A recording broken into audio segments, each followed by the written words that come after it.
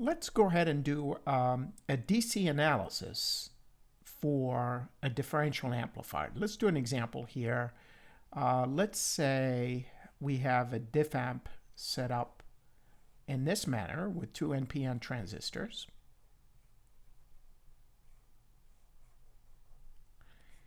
And let's say VCC here is plus 15 volts. Okay. And let's say the two RC resistances, RC and RC, we're going to make it symmetric. This would be 180K ohm. And this one is 180K ohm. To make this symmetric, let's go ahead and take the base to ground. However, we're going to take the emitter and supply it with a current generator, right? So that would be the equivalent of a current generator will be a negative voltage going this way. Let's call it minus VEE. And give it a value of minus 15 volt. The current limiter here will be RE. And we're going to give it a value of 270 kilo ohm. So the question is, what is VCEq of either Q1 or Q2? And what is ICQ of either Q1 or Q2? Since this circuit is symmetric, we would expect to have VCEq here the same as this one. So that would be expected. That would be the same currents will be on either branch. They add up to this current here. And let me just move things here so we can see clearly. Let me just move the resistor here and put minus VEE here of minus 15 volt. So this RE here, I chose a value of 270 kilo ohm, I believe. Yep. There will be a current IE that goes through it. Okay. So now let's think about what are the things we need to worry about. So first, I need to find out what is VCEq and ICQ of Q1 and Q2. Which means transistor 1 and transistor 2. So one way to handle this is to start right here in this node right here. We can apply Kirchhoff's law here. So to do this, realize that you have a 0.7 volt estimated voltage drop between the base and the emitter. Okay. So also, since you will have a current IE going through this resistor, you will have a voltage drop from the emitter to this power supply right here. Okay? So this power supply, if you think about it, its voltage vis-a-vis ground is pointing this one. So this would be a minus 15 volt pointing this way. This will be X number of volts. That's what we're going to be looking for. And 0.7. So if we do Kirchhoff right here, right, on this one, and let's call this one VRE, right? So let's call it VRE. And simply, let's go ahead, anything opposite to this arrow will be negative, so minus 0.7. This one is a minus VRE. And this one will be plus VEE equals 0. All right, so we simply applied Kirchhoff. Now, what are the things that we know? We know VEE, we know 0.7, we don't know this one. It's fairly straightforward. So what is VRE? VRE, if you transport these to the other side, right? So that would be, let's see, minus VEE plus 0.7. And let's see here what that will be. So for VRE, so that would be VEE is 15. So minus 15 plus 0.7. That would be a minus, let's see here, 14.3 volts. Okay, So that would be the voltage drop right here.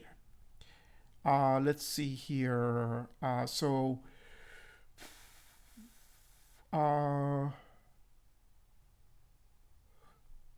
go ahead and now find the current IE. So can we do that? Yeah, IE, right, will be equal to, based on that, what is it? Well, it's going to be VRE divided by RE. So VRE divided by RE. Okay, what was that? Minus 14.3 divided by 270 kilo ohm. Right, so, or 10 to the third. This would be 10 to the minus third if you want to do that. And let me pull my calculator here. So if I do that, and let's see here. So we have 14.3 divided by 270. And that's 52, about approximately 53 microamp. Okay, so round it up. And okay, so we've got the current IE. Well, we know one thing is that the IC current here or here, when you add these two together, they become IE, right? You have a branch current right here where you have IE this way, and you have two currents supplying it, right? And that would be ICQ of 1 of the first transistor and ICQ of the 2.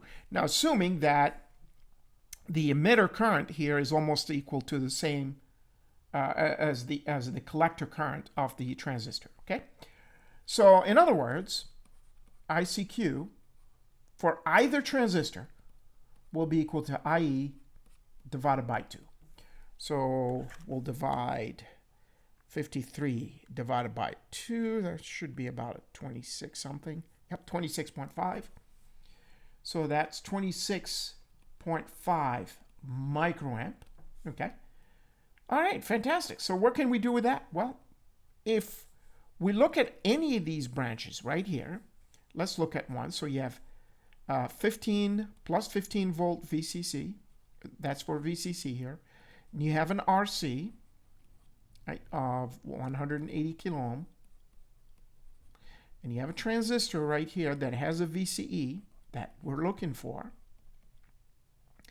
And from this point on, we have a voltage here from here to here that we need to worry about. And let's see here. And so what are we looking for? Well, we know this current, ICQ.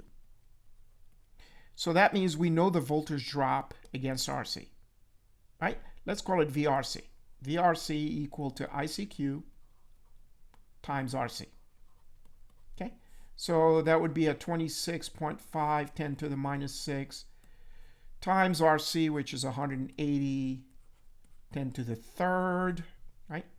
So what is that? So let's go ahead and do that. 26.5 times 180, and then reduce it by, so that's about 4.77 volts. So VRC is that much. So can we find what VC here is vis-a-vis ground? Yeah, you can subtract this from VCC. So if you wanted VC, that would be VCC minus VRC, if you want to do it that way. And that would be 15 minus 4.77. So 15 minus 4.77, that gives us 10.23 volts. Now that's the voltage from the collector to ground, from here to here. Okay? So what are we left with? Well, what is the voltage from here to here? Okay, for that one. So vis-a-vis ground, we could easily So if you're looking at it this way, vis-a-vis ground, and this VC is vis-a-vis ground, I'm interested maybe in VE vis-a-vis ground. Well, I know that I have 0.7 volt difference here, okay, to ground, from here to ground. So can that give me VCE? Could I take my 10.23 minus my 0.7 and find out what it is? I could do that, or otherwise I have to think about this again. Let's see here, VCC, okay, 1020. So VE or VCE is going to be equal to VC minus VE. Now that's Ohm's law for the difference in potential. Okay, that's better. So actually it's 10.23 minus 0.7. Actually, that's the proper way to do it. And let's find out what that is. I think that will be the correct answer. So 10.23 basically plus 0.7. That gives you a 10.9 volts for VCEq. Okay, so that will be the answer for the voltage drop between the collector and the emitter for either one of these two transistors. So the ICQ will be 26.5 microamp, and the VCEq will be 10.9 volts.